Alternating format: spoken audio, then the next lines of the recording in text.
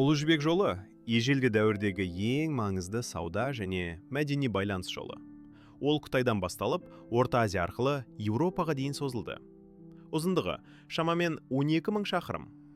Бастау нүктесі Қытайдың Шиан қаласы. Қазақстан аумағы. 6 ғасырдан бастап екі негізгі бағыт болған. Сырдария жолы. Қашқардан Жетісу арқылы Сырдария бойымен Арал маңына жеткен. Тянь-Шань жолы.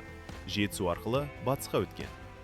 Тауарлар: жібек, фарфор, шай, асыл тастар, алтын күміс, экзотикалық жануарлар тасымалданды. Мәдени ықпал: жол арқылы буддизм, ислам, христиандық сияқты діндер тарады. Ғылым мен өнер жетістіктері алмасып отырды. Ұлы жібек жолы шығыс пен батысты жалғап, тек сауда емес, мәдениеттердің тоғысуына жол ашты. Ол жаңа қалалардың пайда болуына, мемлекеттердің күшеюіне және өркениеттердің дамуына үлкен үлес қосты.